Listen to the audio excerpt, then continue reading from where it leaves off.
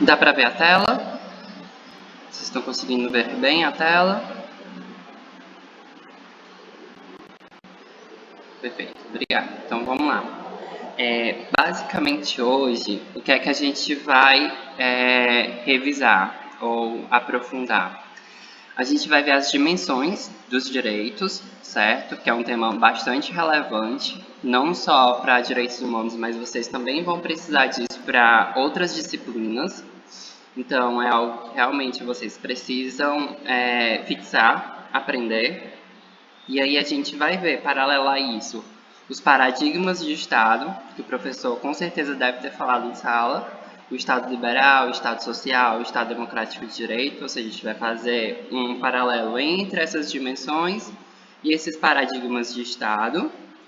E aí a gente finaliza também analisando como é que as constituições brasileiras se encaixaram mais ou menos nessas dimensões de direitos e nesses paradigmas de Estado, porque houve também, né, uma construção histórica desses direitos aqui no nosso país. Então a gente vai dar uma olhadinha, mesmo que superficialmente, nas constituições, porque as constituições em si vocês só vão estudar no próximo semestre de uma forma muito mais aprofundada, mas já vou trazer algumas coisas bem interessantes sobre as constituições aqui para vocês.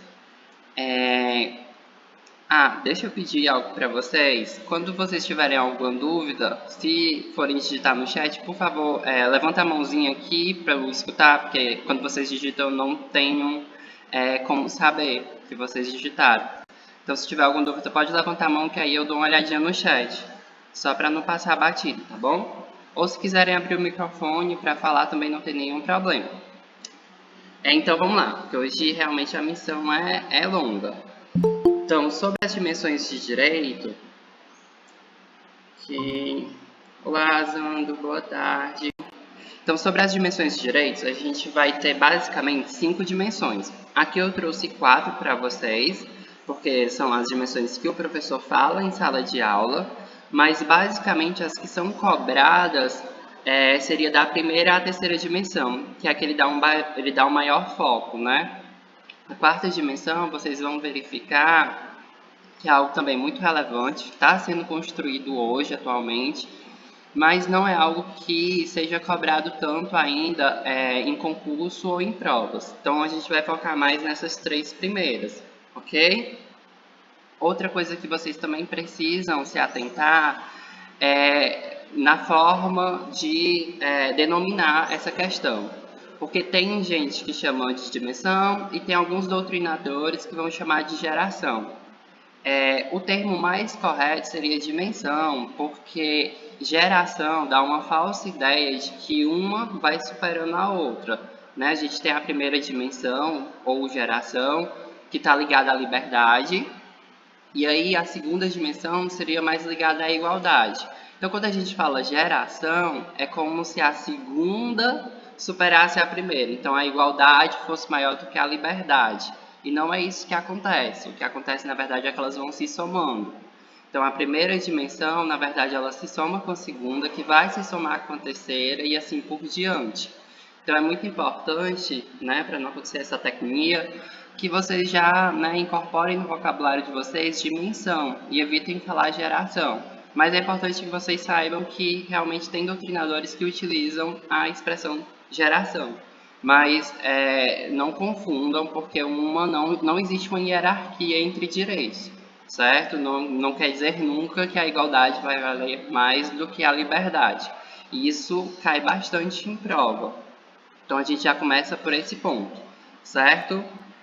Aí, continuando, a gente vai ver, por exemplo, que essas dimensões de direito, pelo menos as 3 primeiras, elas vão se basear muito na questão da Revolução Francesa, que a gente viu no GED passado e que o professor deve ter falado de uma forma bem enfática em sala de aula, né? A Revolução Francesa foi aquela que trouxe o Estado liberal, que lutou contra o absolutismo, aquele Estado absoluto, onde o rei mandava em tudo, né? O Estado sou eu.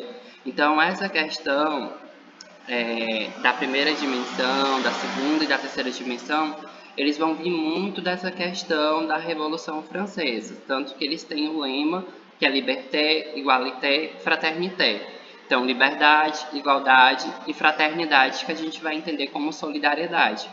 Então, cada dimensão é como se ela fosse construída nesse lema que veio lá da Revolução Francesa.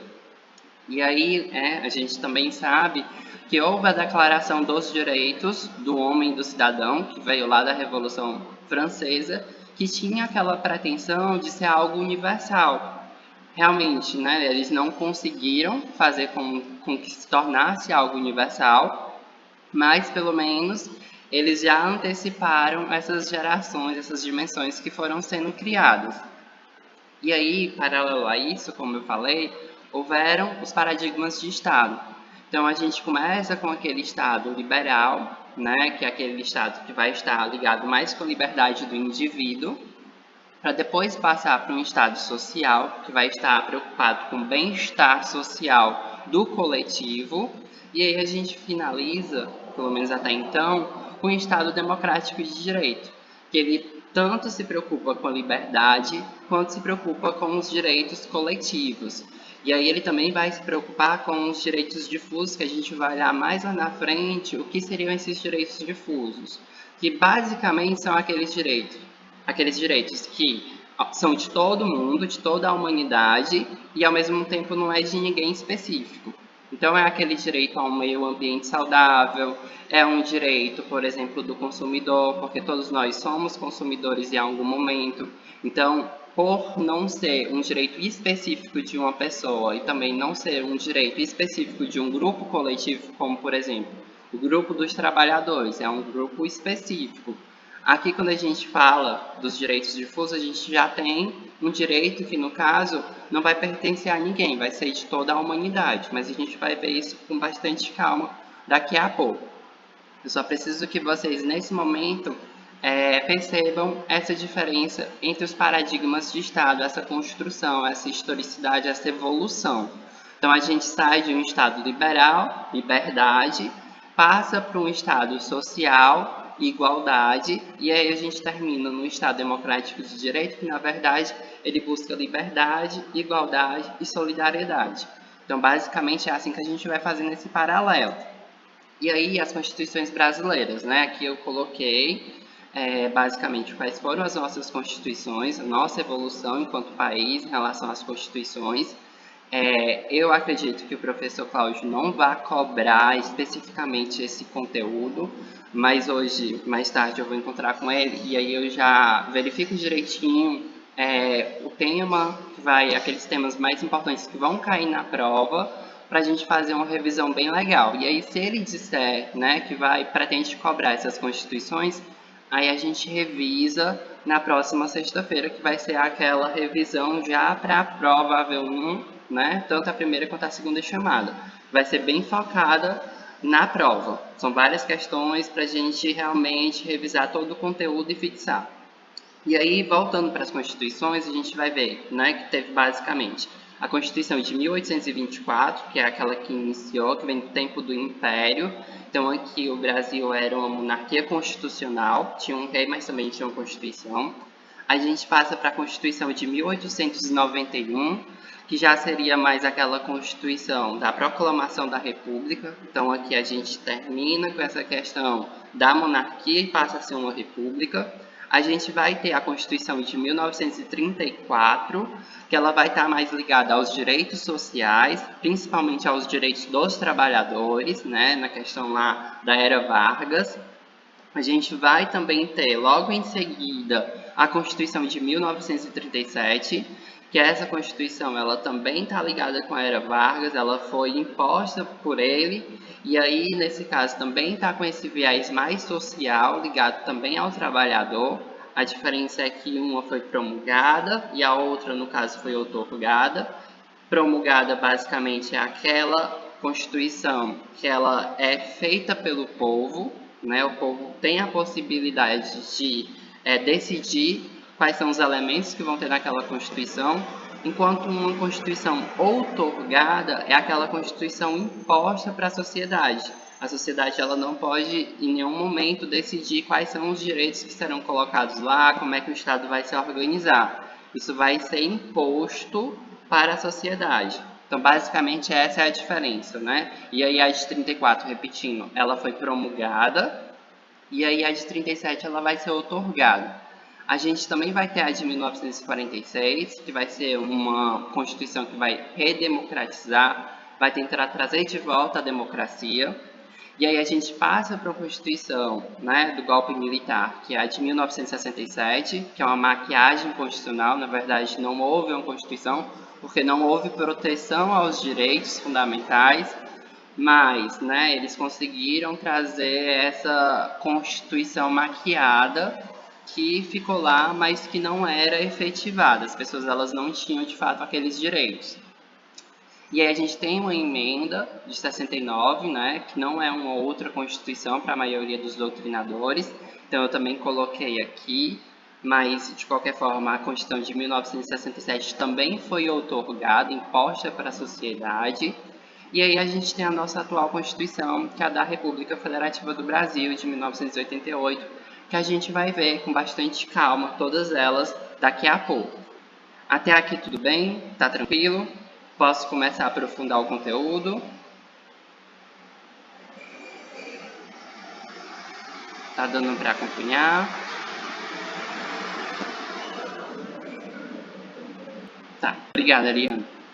Então agora vamos começar aqui as dimensões.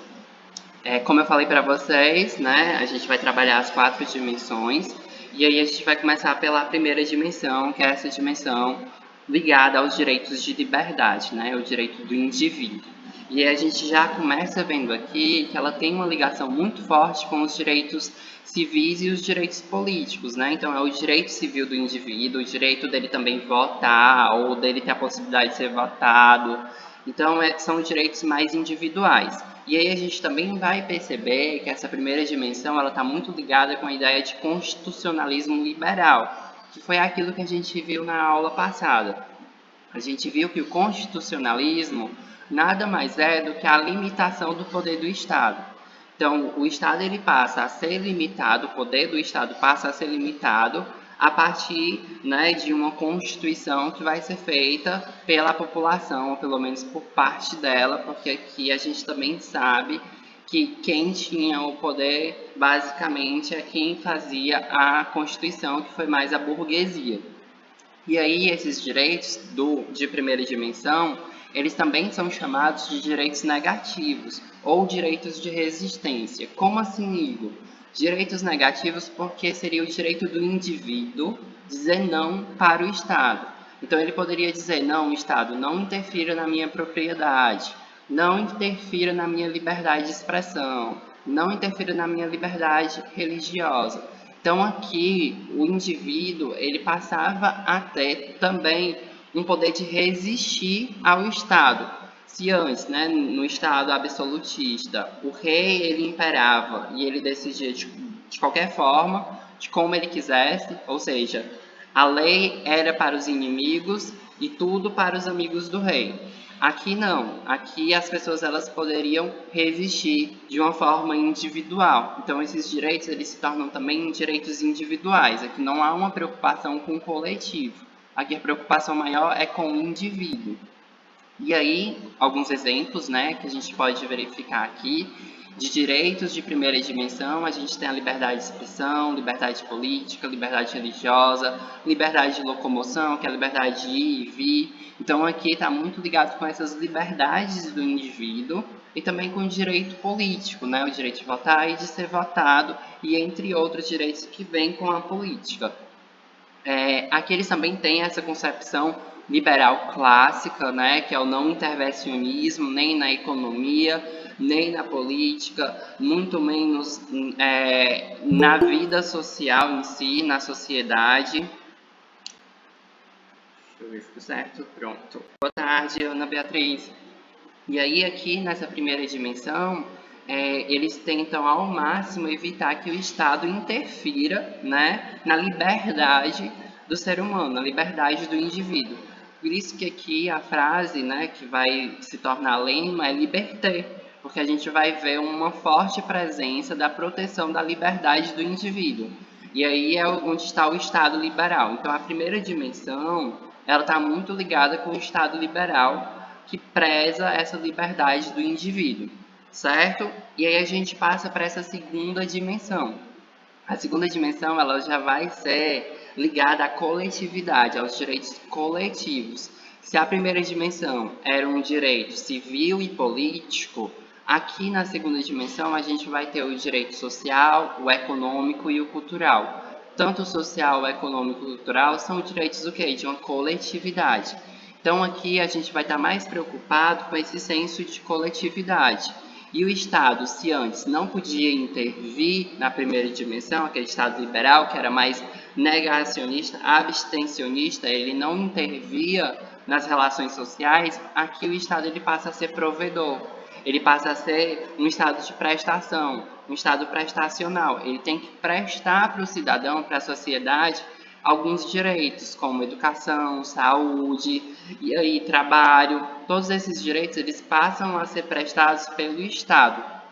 Então aqui ele também visa trazer uma garantia institucional. Para a gente ter acesso à educação, a gente precisa de escolas, creches, então o Estado ele vai ter que prover escolas e creches para o cidadão. E aí, do mesmo jeito, ele vai ter que trazer hospitais para garantir uma saúde. Então, são garantias institucionais porque eles vêm de instituições que são trazidas pelo Estado.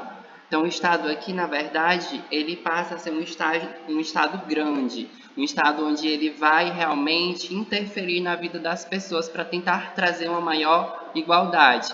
Então, aqui, direitos de segunda dimensão, a gente pode citar como exemplo direito à educação, direito à saúde, moradia, segurança, lazer. Então, todos esses direitos, eles estão ligados, de uma certa forma, a uma coletividade. E aí, por eles estarem ligados a uma coletividade, né, a gente tem um grupo de pessoas específicas que precisam desse apoio do Estado, né, dessa garantia do Estado, para eles terem acesso também a esses direitos básicos. Porque as pessoas elas precisam ter acesso à educação, precisam ter acesso à saúde. E aí, se fosse numa vertente mais liberal, essas pessoas elas não conseguiriam ter acesso a esse tipo de direito. Então passa a se ter uma exigência do Estado, dele poder agir para trazer esses direitos para essas pessoas, para que elas possam ser tratadas igualmente com aquelas outras pessoas que conseguem pagar pelo serviço. Então aqui há essa procura de trazer uma igualdade material, uma igualdade real para toda a sociedade. E a gente pode então chegar na terceira dimensão, né, dos direitos, que vai estar ligada com aquela palavra que é a fraternidade ou solidariedade. Aqui a gente vai ver que eles começam de fato, né, a se desenvolver, a serem construídos a partir do... Opa. Boa tarde, Fernanda. Eles começam a ser construídos a partir do fim da Segunda Guerra Mundial, porque é a partir do fim da Segunda Guerra Mundial que se tem essa concepção de internacionalizar os direitos humanos, né? Você trazer algo global. A proteção dos direitos humanos, ela precisa ser algo global, não pode ser mais algo específico para cada estado. Então aqui eles vão construindo essa ideia de fazer com que os direitos humanos eles cheguem para todas as pessoas, independente do seu país. Então aqui tem essa universalidade dos direitos humanos. Os direitos humanos eles passam a ser de toda a humanidade. Não é mais um direito específico de um estado, de um país. É um direito que deve chegar a toda e qualquer pessoa. E aí ele também, né, tem esse destino, essa finalidade de se entregar à dignidade da pessoa humana, ao gênero humano, independente de quem seja, independente de qual seja a condição social dessa pessoa. Esses direitos eles precisam ser entregues para todas e qualquer pessoa. A gente também pode citar como exemplo, né, de direitos de terceira dimensão, como eu falei, o direito ao meio ambiente saudável, o direito ao desenvolvimento de um país ou de vários países, o direito à paz também é um direito que seria de toda a humanidade, o direito do consumidor, como eu também falei para vocês, acaba sendo um direito de terceira dimensão. o direito ao patrimônio público ou patrimônio da humanidade, que também se tornam um direito de toda a humanidade. Então, realmente, esses direitos, eles são, ao mesmo tempo, de todo mundo e de ninguém, porque você não consegue especificar de quem seria esse direito, porque ele é de toda a humanidade. E aí ele está muito ligado com a questão do Estado democrático de direito, né? Essa ideia ela vai surgindo a partir do Estado democrático de direito. Aí a gente pode, então, chegar na quarta dimensão, que tem essa vertente mais ligada à democracia, uma democracia global, que defende uma cidadania global, onde haveria uma sociedade global, não seria mais uma sociedade de cada país, seria uma sociedade global entre toda a humanidade, que estaria, então, lutando para concretizar a dignidade da pessoa humana.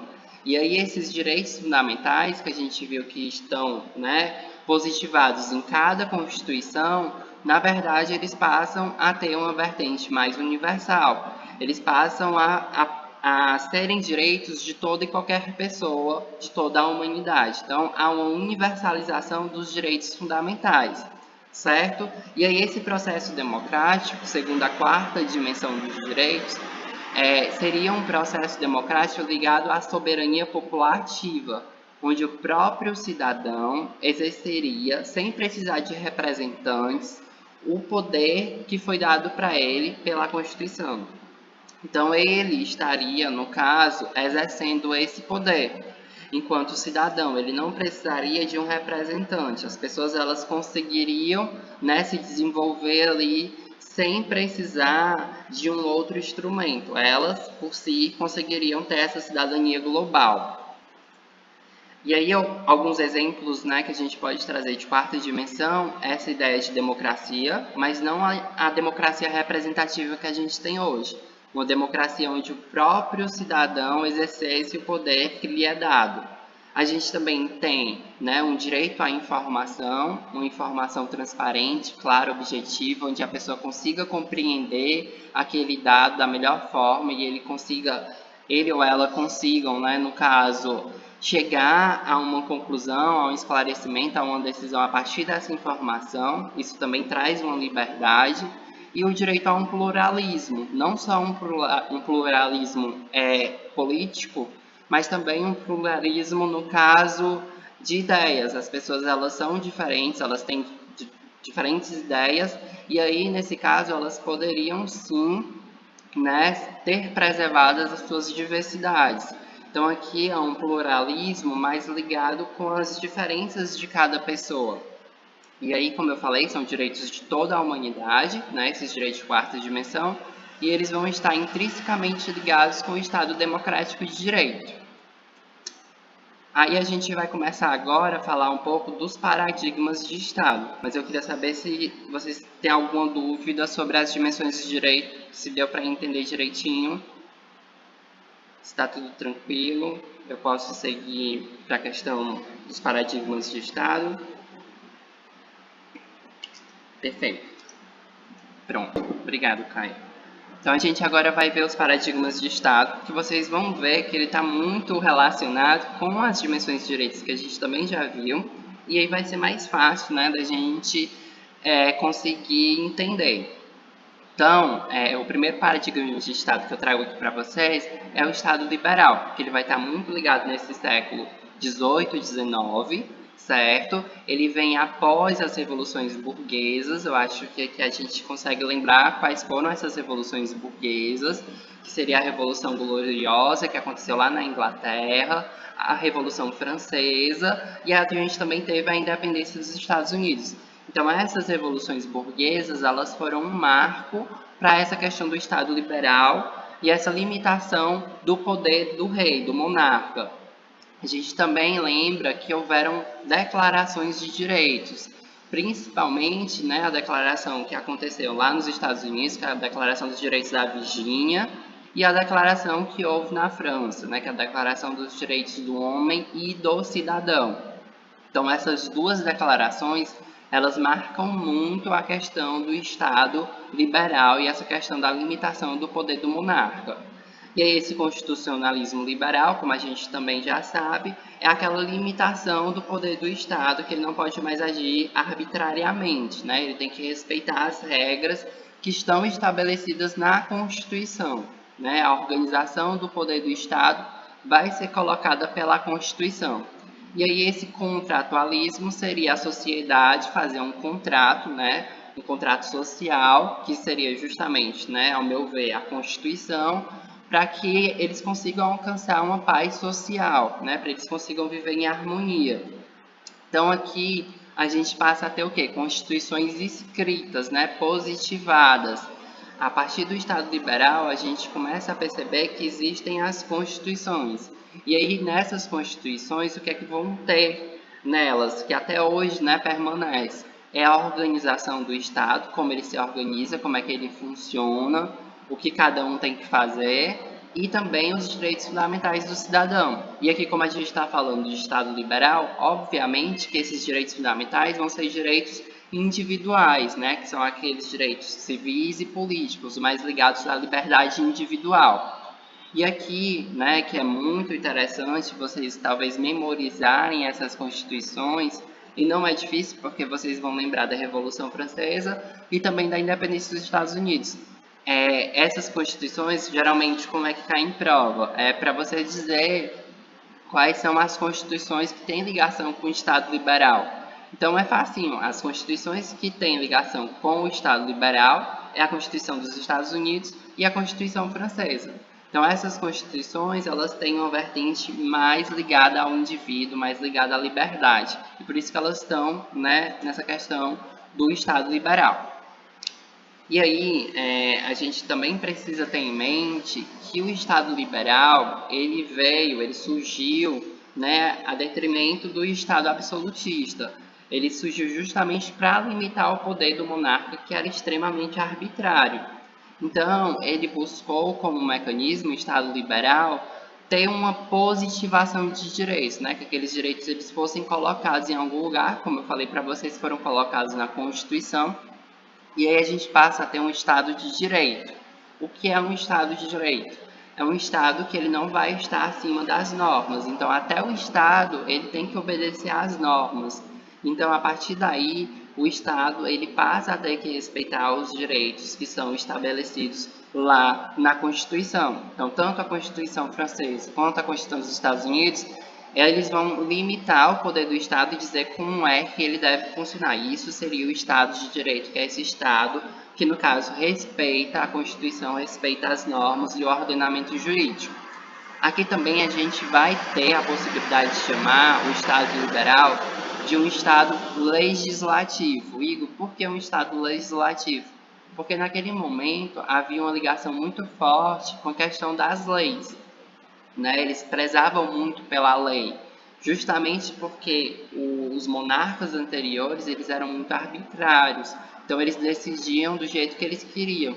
A partir do momento que você coloca numa lei qual é o comportamento, né, aquela conduta humana que você deseja, isso fica de uma forma mais previsível, mais estável. Isso também garante uma paz social. Então aqui a gente vai ter um Estado que vai estar muito ligado com as leis.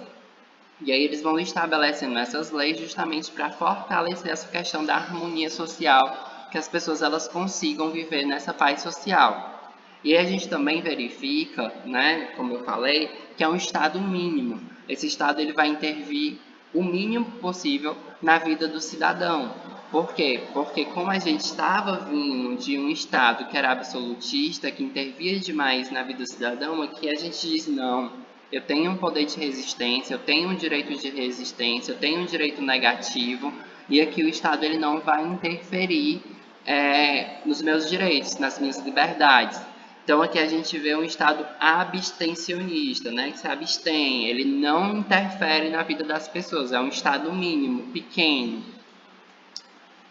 A gente também lembra, né, que nesse momento, né, do Estado liberal, tivemos filósofos muito importantes que estavam ligados também com aquela questão do justnaturalismo racional. A gente também já viu isso. Então, o Locke, por exemplo, ele dizia que a razão humana era a voz de Deus e por isso que a razão humana ela traria deveres perfeitos que todas as pessoas deveriam seguir aquilo. Então, direito seria basicamente isso, né, vindo da razão humana. Para Hobbes, a gente lembra que aqui era o homem, é o lobo do homem. Então, o homem ele vai se destruir, é um contra todos. E aí ele dizia que deveria haver algo que limitasse esse conflito, né, que gerisse esse conflito. E aí ele fala do Leviatã, que justamente é o Estado. E aí o Estado ele tem que intervir a partir de uma norma. E aí essas pessoas elas começariam a viver em sociedade, em harmonia, a partir desse Leviatã, que seria o monstro que colocaria medo nessas pessoas para que elas pudessem viver em harmonia. O Rousseau ele já vai totalmente contrário tanto a Locke quanto a Hobbes. Ele tem uma outra opinião, uma outra visão. Então, Rousseau, ele já imagina que a sociedade ou o ser humano, ele é bom. Ele não nasce ruim como Hobbes tanto falava. Na verdade, o ser humano ele nasce bom e ele acaba sendo corrompido pela sociedade. E aí ele diz, não, mas a sociedade ela é muito avançada e ela consegue viver em harmonia a partir de um contrato social. Basta que as pessoas, né, façam esse contrato e digam como é que elas conseguem viver em harmonia.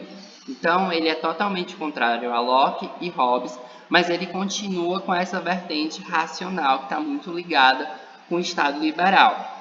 E aí outra teoria que a gente vai ter muito importante, que vai seguir vocês até o final da graduação, é essa teoria da tripartição de poderes, né, de Montesquieu, que o poder que antes era absoluto e que estava na mão do monarca, ele tinha que ser dividido. E aí ele passa a ser dividido em três outros poderes, que na verdade são três funções. E aí a gente percebe que essa teoria ela é criada para trazer um equilíbrio e uma limitação para esse poder, para que não haja mais essa arbitrariedade, que as pessoas, no caso, que estão lá no poder, façam o que elas bem entenderem. Então a gente busca, né, nessa teoria da tripartição, separar em funções. E aí outra questão que vocês vão ver mais lá na frente, provavelmente já em introdução ao estudo de direito, é essa questão dos freios e contrapesos. Então, um poder ou uma função de poder vai, no caso, limitar a outra e fiscalizar a outra. Então, por exemplo, a gente tem o poder legislativo, né, que é o poder legiferante, que é o que cria leis. Mas também não só isso, ele fiscaliza os outros poderes. E aí esse poder, né, legislativo, ele também é conhecido como poder que traz um conflito de ideias. E aí, justamente porque as pessoas elas precisam, né, debater, elas precisam trazer sua opinião para que haja uma criação de uma lei que sirva para todo mundo. Então, por isso que ele é conhecido como um poder que está muito ligado com essa questão do conflito de ideias. E ele precisa ser também um poder representativo, que represente a sociedade. Hoje a gente percebe que a gente não tem, de fato, essa representatividade. A gente tem um parlamento basicamente de héteros, brancos e homens, e as mulheres elas não são representadas, as pessoas negras não são representadas, o grupo LGBT não é representado, então há uma subrepresentatividade na verdade. Mas já nesse momento, né, o poder legislativo ele já se prestava para ser representativo. Ele tinha que representar a sociedade que, no caso, estava trazendo aquele poder. E aí outra teoria que vocês vão ver muito, né, que é do Miguel Reale, que é justamente essa questão de fato, valor e norma. A gente sempre vai ter um fato, um fenômeno, e aí esse fenômeno ele vai ser valorizado pela sociedade.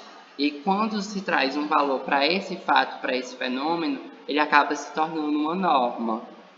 E aí é assim que vai funcionando, né?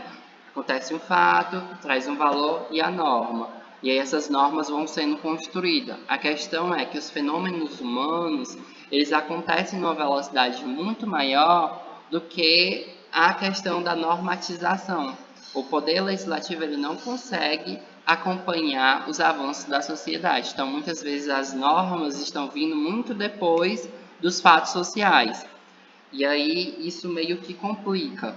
Mas a gente passando já para o executivo, é aquele poder de administrar, né? De colocar a mão na massa, de fazer acontecer. Então, ele executa as normas jurídicas e ele também executa as normas que vêm do legislativo, né? Ele faz acontecer. É o executivo que vai, de fato, construir a escola, é o executivo que vai, de fato, construir o posto de saúde. Então, é ele que está ali fazendo acontecer. E aí ele é responsável justamente por essas políticas públicas, porque ele tem que fazer esse levantamento de dados para até ele saber onde é que ele vai precisar colocar, por exemplo, uma escola ou uma creche. Então, tudo isso precisa ser analisado. Mas é ele em si que faz executar, que faz materializar esse tipo de direito. E aí a gente parte para o Poder Judiciário, né, que tem a função jurisdicional, que vocês também vão ver bastante durante o curso. A função jurisdicional, falando de uma maneira bem simples, seria você dizer o direito. Mas hoje a gente não entende mais só como você dizer o direito. O Poder Judiciário ele não pode só dizer o direito. Na verdade, ele tem que dizer o direito e garantir aquele direito para o cidadão ou para a cidadã. Então, é um poder que, no caso, vai ter que resolver definitivamente os conflitos sociais. Então, geralmente, quem vai lá acionar o judiciário é porque está tendo um conflito com outra pessoa. Então, eu tenho uma pretensão, uma intenção, e aquela pessoa, né, ela resiste à minha intenção. E aí a gente provoca o poder judiciário. A gente chama o poder judiciário para ele resolver esse conflito. E é ele que tem o poder de resolver esse conflito de forma definitiva, quando ele é provocado pelo indivíduo. Porque outra coisa que vocês vão ver muito é que o poder judiciário, em vez de regra, ele não pode agir sem ser provocado. Então, isso já vai sendo construído a partir dessa teoria da tripartição dos poderes que vem de Montesquieu. Então, isso aqui também é muito importante, já veio cair várias vezes na prova. É bom vocês darem uma olhadinha com bastante calma isso daqui, até porque vai ser cobrado também em outras disciplinas. E aí, né, a gente também percebe no Estado liberal, como eu falei, esse protagonismo do legislativo, porque é justamente aquele que vai fazer a lei. Então, se aqui no Estado liberal a gente tem esse fetichismo, né, essa obsessão pela lei, é óbvio que aquele poder, aquela função que ficou responsável por produzir a lei, é aquela que vai ter mais poder. Então, aqui o legislativo é que vai ser aquele poder com maior destaque. O executivo e o judiciário, eles não se destacam tanto no Estado liberal. Isso também é muito importante que vocês tenham em mente. E aí eles percebem a lei como um ato racional, objetivo, imparcial. Então, aqui quando eu aplico uma lei, eu não quero saber se a Maria é diferente do José, se a Maria precisa de mais oportunidades do que o José, ou se ela precisa ser tratada diferente. Aqui a lei é um ato racional que vai ser tratado, todo mundo vai ser tratado da mesma forma. Então, a lei é algo genérico, que serve para todo mundo. E aí também algumas curiosidades muito importantes aqui para vocês é que nesse tempo havia uma desconfiança com os juízes, com o poder judiciário, porque como, né, o Estado liberal ele veio do fim do Estado absolutista, alguns juízes eles ficaram a favor dos monarcas. Então o legislativo ele tinha meio essa desconfiança dos juízes. E aí eles trouxeram essa ideia do juiz boca da lei. O juiz ele não decide nada, o juiz ele vai só dizer o que está ali na lei e pronto. Então ele só vai falar, né, só vai expressar o que está na lei. Ele vai só pegar aquele caso e encaixar com a lei. É só isso que ele faz. Ele não interpreta, ele não tem poder de decisão. Quem tem o poder mesmo é a lei. E aí eles também fazem essa corte de cassação. O legislativo ele cria essa corte de cassação e o que é que essa corte vai fazer basicamente? Essa corte ela fica responsável, né?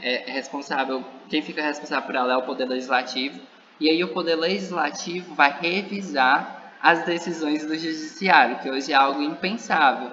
Então, o que o judiciário decidia, o legislativo podia ir lá e rever. Não, deixa eu ver aqui se esse juiz realmente falou o que tem na lei. Então, haviam essas cortes de cassação que cassavam, de fato, os juízes, as decisões dos juízes. E aí a gente passa, né, para finalizar, É só pontuar que esse Estado liberal está muito ligado com a primeira dimensão de direito, que é essa liberdade individual, e algo que também vocês já precisam ter em mente, que o professor vai cobrar esse conhecimento de vocês, é que o Estado liberal ele preza uma igualdade que é chamada de igualdade formal. E o que é essa igualdade formal? É aquela que está na forma, que está na lei, mas só ali. No mundo real a gente não consegue ver essa liberdade ou essa igualdade, perdão, porque as pessoas elas não são iguais e a lei ela parte de um ponto aqui no Estado liberal como se todo mundo fosse igual. Ninguém tivesse, né? A intenção era que ninguém tivesse privilégios, até porque a gente sabe que ela vem desse ranço com o rei que tinha vários privilégios, a nobreza que tinha vários privilégios. Então eles diziam: aqui ninguém vai ter privilégio, todo mundo vai ser tratado igual. Mas quando a gente vai para o campo real da nossa sociedade, a gente percebe que não tem como tratar todo mundo igual, porque as pessoas elas são diferentes. Nem todo mundo parte do mesmo lugar. Mas aqui no Estado liberal é como se todo mundo fosse igual, e por isso que é essa igualdade formal. Formal porque fica só na forma da lei, não acontece no mundo real, não acontece no mundo material. E aí como é que os direitos humanos, né, eles têm, o que é que os direitos humanos têm a ver com esse processo? Então, como eu falei, isso tudo está envolvido com um processo de evolução, de construção. Então, os direitos eles vão sendo construídos, como a gente muito bem viu anteriormente, né? O direito ele passa de um direito natural, aquele pré-positivado que não está em lugar nenhum, e depois ele passa a ser um direito fundamental. Lembrando que o direito fundamental é aquele que está positivado na Constituição do Estado, na Constituição do país, né, no plano interno. E aí a gente depois deságua num direito humano. O direito humano ele vai estar positivado no âmbito internacional, global. Então, os direitos humanos eles ficam nos tratados internacionais de direitos humanos. E aí lembrando que o direito fundamental e o direito humano eles só se diferenciam nessa questão do plano de aplicação, porque se um está na Constituição, que é o direito fundamental, o outro está nos tratados internacionais. Mas os dois, direitos fundamentais e direitos humanos, visam concretizar a dignidade da pessoa humana. Então, o conteúdo deles é o mesmo, o que vai mudar é justamente a forma como você vê. Um vai estar no campo interno e o outro vai estar no campo externo, global.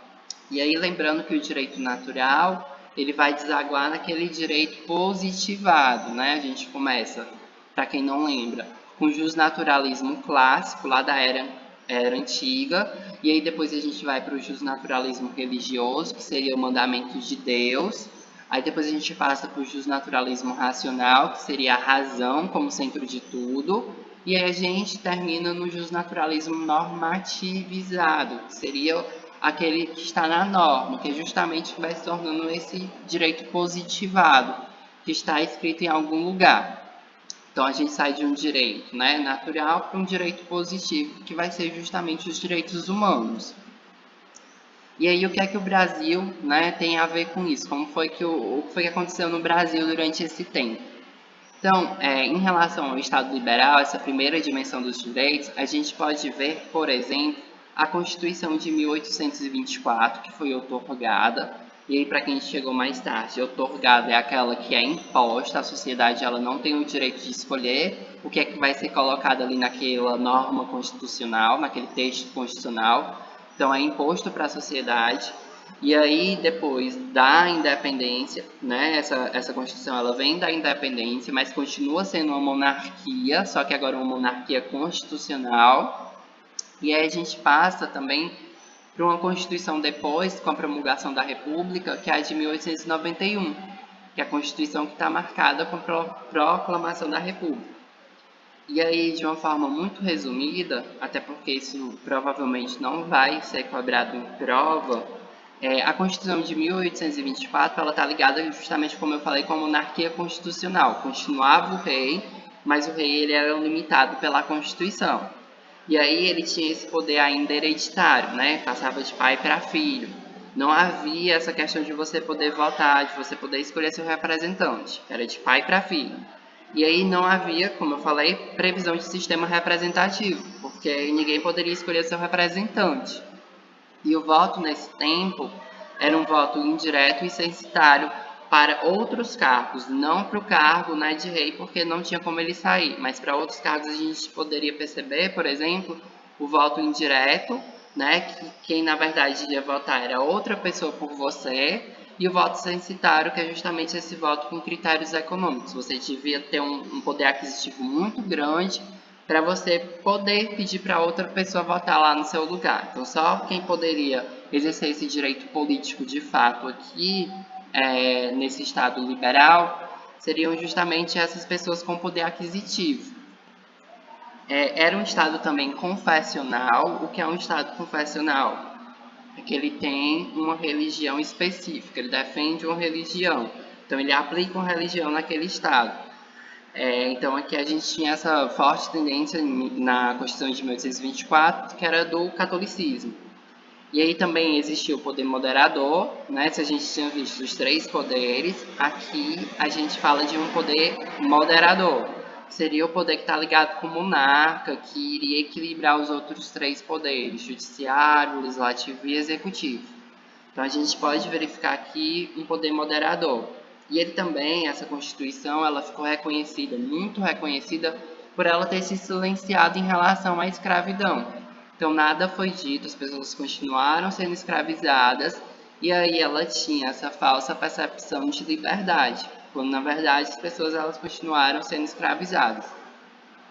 A Constituição de 1891, como eu falei, que está ligada com a República, ela vem dessa ideia mais de federalismo, né? Que são aquelas federações. Hoje a gente tem os estados, que são aquelas unidades federativas. Então tem o estado do Ceará, o estado de São Paulo. Então são vários estados. Aqui a gente, na verdade, tinha as oligarquias estaduais. E aí essas oligarquias, elas eram, no caso, cada uma delas tinha o seu poder. Por isso que o federalismo, nesse momento, era centrífugo. O que é um federalismo centrífugo? É aquele que vem de dentro para fora. Então, na verdade, aqui o poder ele não está centralizado em uma única pessoa. Como hoje, basicamente, a gente poderia dizer que o poder está mais na mão da União, né? Agora, nesse momento de 1891, na verdade, cada oligarquia estadual tinha um poder bem intenso e poderia decidir com mais liberdade como é que cada um iria se administrar, como é que cada um poderia, no caso, conviver entre si. Então aqui o poder ele era mais descentralizado entre as oligarquias. A gente também pode ver, né, que na Constituição de 1891 houve o fim daquele voto que eu falei para vocês, que era o censitário, que era ligado a condições econômicas. Então aqui não precisa mais você ter acesso, né, esse poder aquisitivo para você poder votar. Entretanto, nesse momento, o voto era um voto aberto. Qual era o problema de ser um voto aberto? Porque ser um voto aberto, as outras pessoas conseguem ver em quem você está votando. E naquele momento havia uma forte presença do coronelismo, e aí o coronel ele dizia em quem é que a pessoa devia votar. E por isso que surgiu essa ideia do voto de cabresto, que era justamente a pessoa, ela era compelida, ela era impelida a votar justamente em quem o coronel exigisse. Então o problema aqui foi que o voto, ele por ser aberto, a pessoa ela não tinha, de fato, esse direito de escolha, porque ficava submetido ao coronel. Aqui também, né, eu acho que essa é a parte que tem mais ligação, de fato, com a liberdade do indivíduo. Surgiu aqui na Constituição de 1891, foi positivado, né, foi colocada na Constituição de 1891 a questão do habeas corpus, que hoje está muito ligado com o direito de locomoção, que é o direito de você ir, voltar e permanecer. Então, foi aqui, né, na Constituição de 1891, que surgiu, que foi positivado de fato, essa questão do habeas corpus. A gente agora vai para o estado social. Até aqui tudo bem, a gente conseguiu pegar direitinho o estado liberal. Posso continuar com o estado social? Perfeito, muito obrigado, gente. Só tomar aqui uma água. Então, o estado social, ele vai ser basicamente o oposto do estado liberal. E ele vai surgir no contexto da Revolução Industrial. Por quê? Porque na Revolução Industrial havia uma forte exploração de um ser humano pelo outro ser humano. Por quê? Havia o trabalho e havia o capital, né? As pessoas elas queriam gerir o capital, né? Tinha um trabalhador e tinha um empregador. Então aquele empregador ele queria o máximo de capital possível, né? Gerir o máximo de lucro ali com seu empreendimento. E aí ele passava a explorar o trabalhador. Então, a partir dessa super exploração, as pessoas elas começaram a fazer o quê? A reivindicar direitos. As pessoas começaram então a exigir que o Estado fornecesse certos direitos para a população, porque a maioria da população estava vivendo sem dignidade. E aí começa essa exigência. Justamente por isso que a gente pode considerar que o Estado social é um Estado prestacional. Ele passa a prestar serviço para a sociedade. Mas como é que isso foi construído, né? Basicamente, né? Havia essa ideia do liberalismo, que está ligado ao Estado liberal, né? Econômico. Você não vai intervir, o Estado não intervém na economia. As pessoas por si mesmas, elas vão conseguir resolver a situação, mas isso na verdade só estava aumentando, ampliando a desigualdade entre as pessoas. E aí os movimentos sociais eles começaram a surgir, exigindo direitos básicos como saúde, educação, moradia, lazer, trabalho. Então as pessoas elas estavam exigindo isso. E não só isso, mas também que esses direitos fossem trazidos com dignidade. Então se você tem um direito ao trabalho, que ele seja digno, né? Porque a gente percebe aqui nesse momento, né, de superexploração, que as pessoas, por exemplo, crianças trabalhavam, mulheres grávidas também trabalhavam, não havia uma lei que protegesse o trabalhador. Então é por isso que esses movimentos sociais eles vão surgindo e ganhando força. Também surge, né, essa ideia das esferas da cidadania, de Thomas Marshall. Basicamente, né, antes no Estado liberal, a gente só consegue perceber, como eu falei, o Estado, a esfera civil, perdão, e a esfera política, que seria justamente esses direitos civis e esses direitos políticos. Os direitos civis ligados ao indivíduo, liberdade individual, e os direitos políticos mais ligados com aquela questão da representatividade, de você poder escolher, né, quem é que vai lhe representar, ou você escolher, né, se colocar ali para poder representar o outro. Então está muito ligado com essa questão da participação política. E aí, com o Estado social, surge uma nova esfera de cidadania, que seria justamente essa esfera do bem-estar social, ligada com o coletivo. As pessoas elas precisavam ter direitos mínimos, direitos básicos mínimos, como aqueles que eu falei, né? Principalmente saúde, educação e etc. Então, aqui a gente percebe também que os direitos sociais eles são vistos como direitos meios.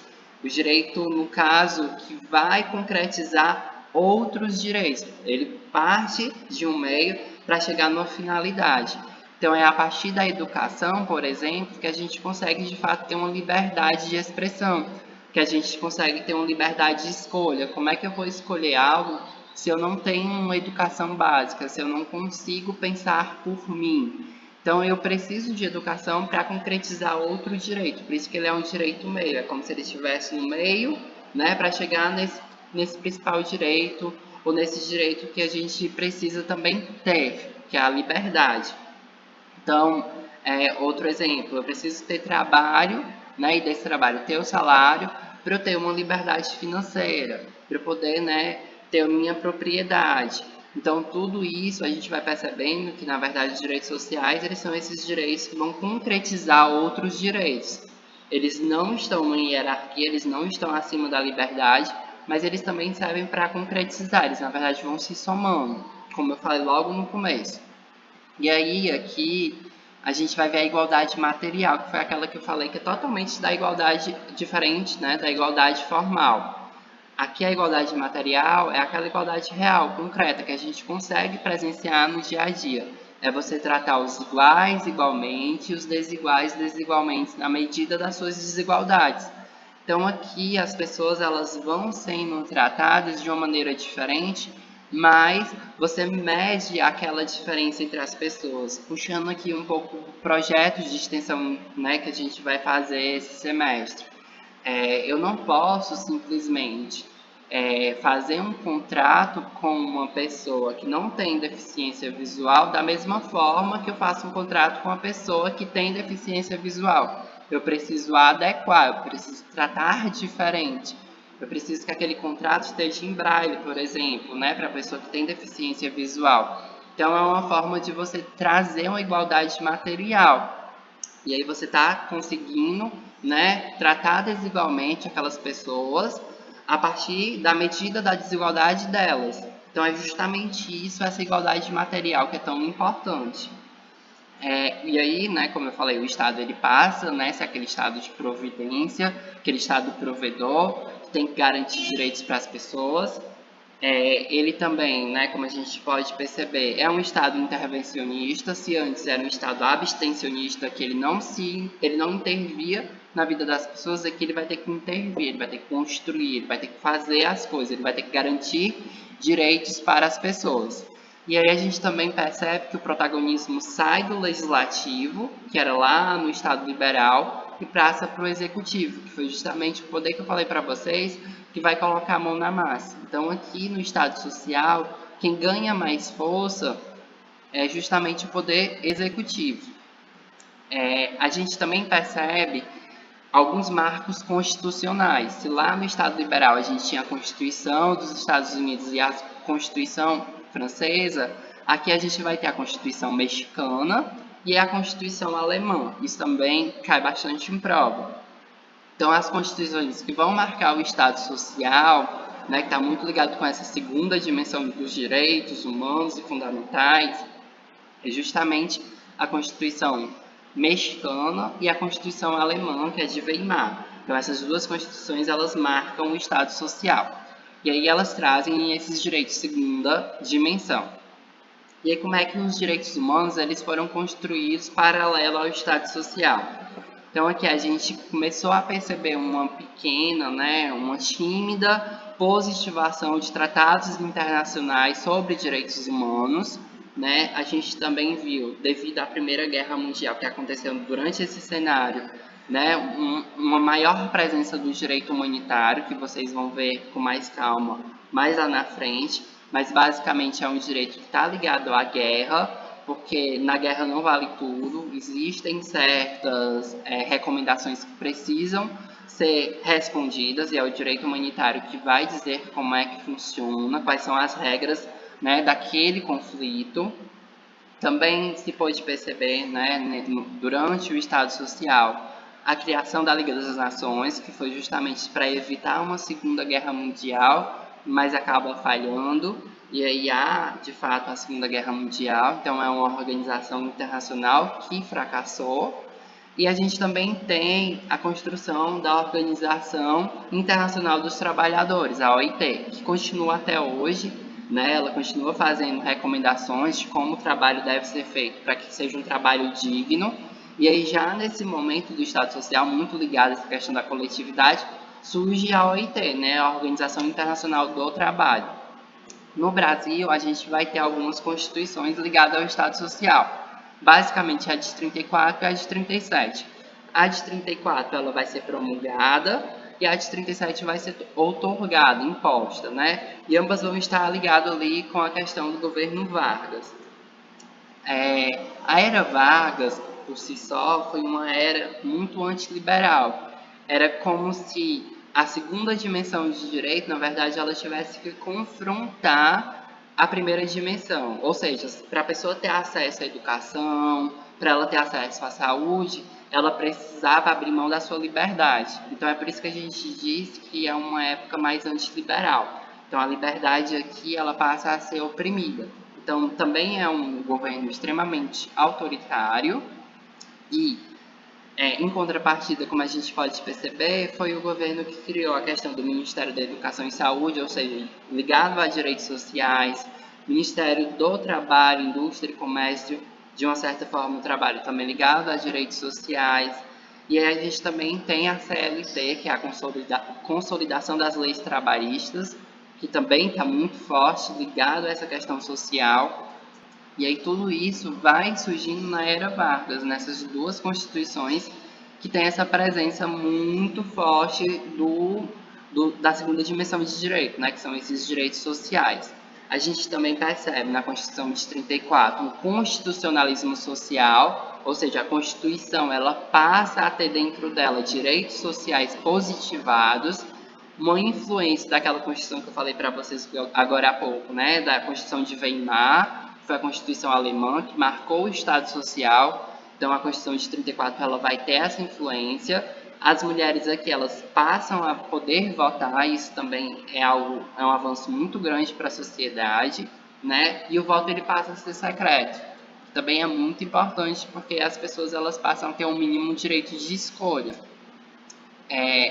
A Constituição de 37 ela já é marcada por um golpe ou um autogolpe, né? Que é o Vargas dando um golpe em si, ele mesmo que vai colocar ali aquele regime autoritário, ele estando no governo, ele que coloca, né, o regime autoritário. Continua o caráter social muito ligado com o trabalho. O poder ele é centralizado, né, na questão do executivo. Então aqui o executivo ele passa a ter esse poder mais hipertrofiado. E aí a gente também para de ter essa ideia de vice-presidente, havia só o presidente, e o enfraquecimento do legislativo. Se o legislativo estava muito presente no Estado liberal, aqui a gente percebe que ele vai ser enfraquecido. E ao invés da gente ter as leis, a gente passa a ter decretos-leis. Esse decreto-lei, basicamente, ele é colocado pelo presidente. E o presidente ele faz parte do executivo e não do legislativo. Por isso, esse fortalecimento, no caso, do executivo. A gente também percebe depois o surgimento, né, principalmente depois da Segunda Guerra Mundial, do Estado Democrático de Direito, que seria esse terceiro paradigma de Estado. E aí ele vem com essa ideia de internacionalizar a proteção dos direitos, justamente por causa das atrocidades que aconteceram lá durante a Segunda Guerra Mundial, principalmente em relação ao nazismo. Então aqui eles percebem que para evitar que essa catástrofe aconteça novamente, é preciso universalizar, internacionalizar e realmente garantir dignidade para todas as pessoas. Houve a criação da ONU, né, a Organização das Nações Unidas, que a gente vai ver com muita calma lá para o finalzinho do semestre, eu acredito. A partir da criação da ONU, surgiu a primeira Declaração Universal, de fato, dos Direitos Humanos, que era realmente buscava proteger toda e qualquer pessoa. Houve também uma dualidade ali entre a soberania do Estado e o Tratado Internacional de Direitos Humanos. Como assim? Se o Estado ratificasse aquele Tratado Internacional de Direitos Humanos, ele tinha que obedecer ao seu conteúdo. Ele não era obrigado a assinar o tratado, mas uma vez que ele assinasse, que ratificasse aquele tratado, ele tinha que cumprir com o que estava ali estabelecido. Então há essa questão de uma mitigação em relação à soberania do Estado. A soberania do Estado não é mais absoluta. Se você assina o tratado enquanto Estado, você passa a ter que respeitar as normas que estão ali naquele tratado. E aí a gente vê nessa prevalência dos direitos humanos, né, uma prevalência muito forte dos direitos humanos justamente para poder concretizar essa dignidade da pessoa humana. Vão surgir também as cortes internacionais, e aí essas cortes internacionais a gente também vai ver mais lá na frente, mas uma muito importante é a Corte Interamericana de Direitos Humanos, que vai ser uma espécie de tribunal internacional que visa proteger os direitos humanos. Então surge aqui com o Estado Democrático de Direito. Há essa proteção, como eu falei, da dignidade da pessoa humana. A dignidade da pessoa humana ela passa a ser o foco, o objetivo maior. E aí Kant já dizia, né, que o homem ele é um fim em si mesmo. Ele não é um meio, ele não é um objeto, por exemplo, para chegar no capital, como havia lá no Estado Social, né, que houve lá no Estado Social aquela questão da Revolução Industrial. E aí na Revolução Industrial o homem ele estava sendo objetificado. Aqui não, o homem ele tem que ser visto como um fim em si mesmo. E esse fim seria justamente a dignidade da pessoa humana. A gente vai ver também essa questão de o Estado Democrático de Direito ser um Estado que está limitado pela Constituição e ao mesmo tempo que visa garantir essa democracia, né, que o cidadão ele consiga exercer ali plenamente sua cidadania, que ele consiga, né, ter uma dignidade e que o ordenamento jurídico ele consiga, de fato, servir para todo mundo, inclusive para o Estado. Então, aqui o Estado ele passa a ter que respeitar o ordenamento jurídico, principalmente a Constituição. Então, é essa conexão entre a democracia, que está prevista na Constituição, uma democracia que precisa ser protegida pela Constituição, e o Estado que precisa respeitar tanto a democracia quanto a Constituição.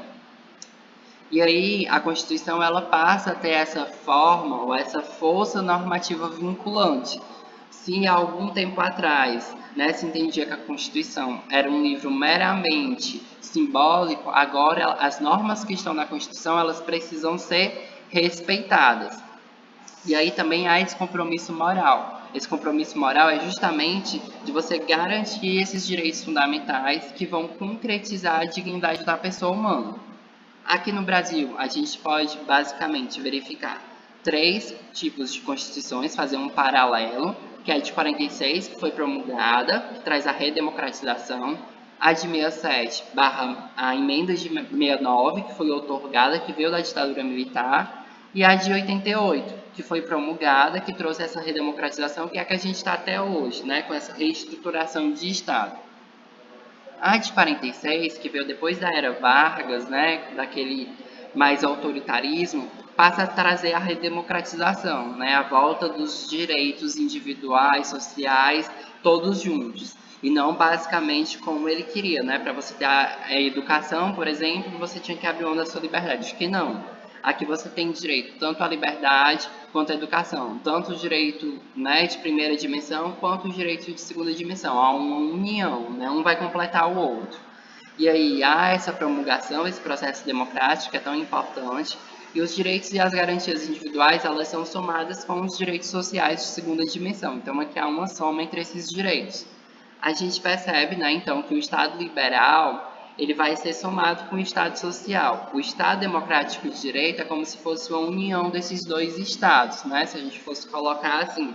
E aí, na Constituição de 1946, a gente já vê essa união entre direitos. Um avanço, né, dessa Constituição de 1946 foi a proibição da pena de morte, a questão do banimento, a pessoa não podia mais ser banida daquele país, do nosso país, e também não haveria mais pena de caráter perpétuo. As pessoas elas não poderiam ficar sempre presas, né? Haveria um limite. A gente passa agora então para a Constituição de 67, que é um total retrocesso em comparação à Constituição de 46. Essa Constituição, na verdade, ela traz uma maquiagem constitucional, porque ela não garantia direitos nem individuais, nem sociais. Ela era basicamente, né, foi colocada para dizer que havia uma Constituição. Tem quem diga que ela foi promulgada, mas na verdade o que houve foi a ditadura militar exigiu que o legislativo, né, promulgasse essa Constituição, mas o fato de ela ter sido exigida, compelida, faz com que ela não seja considerada promulgada. Na verdade, ela foi outorgada, ainda que tenha passado pelo legislativo daquela época de maneira forçada. E aqui a gente vê também uma forte presença dos atos institucionais, né, muito conhecido o AI-5. E aí o autoritarismo, o retrocesso, uma diminuição principalmente dos direitos individuais e políticos, e essa hipertrofia novamente do poder executivo, né? Aquele poder executivo que estava ali, né, com o regime militar, e eles é que iam decidir como é que poderia ser feito, como é que tudo deveria ser feito. E aí a gente passa para a Constituição de 1988, que é justamente o contrário desse regime militar. Ela também vai ser promulgada, né? Passa por um processo de democratização, né? Principalmente com as diretas já. E aí você tenta reestruturar o Estado, que estava, assim, desmoralizado. E aí você tenta garantir esses direitos fundamentais para todos os brasileiros. Então, rompe com o autoritarismo, há uma procura da participação da sociedade civil, então a sociedade ela precisa participar, né? Tanto que a gente tem a Assembleia Nacional Constituinte, que foi a que criou essa Constituição de 88, teve uma forte presença da sociedade. As normas, né, no caso da Constituição de 1988, elas são normas constitucionais com força normativa, então elas precisam ser respeitadas, tanto que se uma lei infraconstitucional estiver contrariando a Constituição, ela não vai valer, ela vai ser considerada inconstitucional. A gente também vamos ter normas principiológicas, que são mandamentos de otimização, sempre buscando esse desenvolvimento da sociedade e essa concretização da dignidade da pessoa humana. São normas programáticas, né, porque a gente vai sempre tentando construir, né, programar, chegar naquela sociedade livre, liberdade, justa, igualdade, solidária, que seria justamente a fraternidade. Então, a gente está tentando construir essa sociedade que é justamente esses três princípios que surgiram lá da Revolução Francesa. E aí a gente tem, né, a Constituição da República de 1988 com um rol muito forte de direitos e garantias fundamentais. Essa parte do artigo 5º eu vou pular, porque o professor não vai cobrar, mas se depois vocês tiverem alguma curiosidade, pode falar comigo no privado, porque a gente já está quase em cima da hora. Mas a gente aqui na Constituição de 88, né, a gente teve essa forte presença dos... Vamos fazer o seguinte, eu não vou responder as questões, aí eu trabalho essa parte com vocês e finalizo, tá certo? Para não passar tanto da hora. Então eu vou terminar isso daqui, e aí as questões vocês podem resolver depois. Caso tenha alguma dúvida nas questões, vocês podem falar comigo no privado, viu? Que aí eu respondo vocês, mas está com gabarito e eu tenho certeza que vocês conseguem responder. É só para isso daqui não ficar algo incompreensível. Então, vamos voltar aqui para a Constituição de 88, né, que está ligado com o Estado Democrático de Direito, né, a nossa Constituição atual. No artigo 5º dessa Constituição, a gente percebe os tratados e as convenções internacionais de direitos humanos como se tivessem a mesma força, e eles têm, de Constituição. Então, um tratado internacional de direitos humanos, agora no Brasil, a partir do artigo 5º, parágrafo 3º, vai ter a mesma força da Constituição. Então, se a Constituição está no topo, o Tratado de Direitos Humanos, ele também vai estar no topo. E aí, eles dois precisam ser respeitados. Então, há uma equivalência às normas constitucionais. Ele vai estar no mesmo patamar da Constituição. E aí, é importante dizer para vocês que a Convenção Internacional sobre os Direitos da Pessoa com Deficiência, que é algo que vocês devem estar vendo bastante no projeto de extensão, ela foi aprovada a partir desse artigo 5º, parágrafo 3º, então ela tem força de Constituição. E aí ela tem um peso ainda maior. Mas nem todos os tratados de direitos humanos foram aprovados, né, de acordo com esse artigo 5º, parágrafo 3º.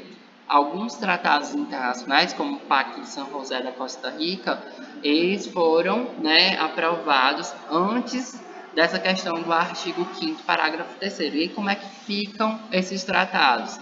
Eles estão abaixo da Constituição, eles estão abaixo da lei, eles estão acima da Constituição, como é que eles ficariam, né, naquela pirâmide hierárquica das normas jurídicas? Então, basicamente, esses tratados de direitos humanos que foram aprovados antes, né, do artigo 5º, parágrafo 3º, eles são considerados supralegais. E o que é ser supralegal? Ele está abaixo da Constituição, ele não está no mesmo patamar da Constituição, ele está abaixo da Constituição, mas ele está acima de qualquer lei, qualquer norma infraconstitucional. Então, se uma lei, mesmo que federal, né, fira um tratado internacional de direitos humanos que não está nesse patamar do artigo 5º, parágrafo 3º, ele vai ter que respeitar esse tratado e ele vai ser desconsiderado. Então, toda lei infraconstitucional tem que respeitar os tratados de direitos humanos, seja o tratado que seja supralegal ou seja aquele que tem força normativa de Constituição. Então, os tratados de direitos humanos, eles ganham bastante relevância com a Constituição de 1988, certo? Gente, eu vou parar por aqui para vocês, então, poderem sair no horário, porque já está assim no horário, mas a gente conseguiu terminar o conteúdo. Queria saber se vocês ficaram com alguma dúvida, deu para entender direitinho como é que foi, deu tudo certo, foi tudo tranquilo, deu para acompanhar. Perfeito. Então, gente, muito obrigado. Espero que vocês tenham gostado. E aí, né, tem essas questões para vocês Obrigado. E para vocês responderem, se tiverem dúvidas, eu estou à disposição. Podem falar comigo, até porque a prova já está chegando. Mas a gente conseguiu terminar aqui o conteúdo da AV1.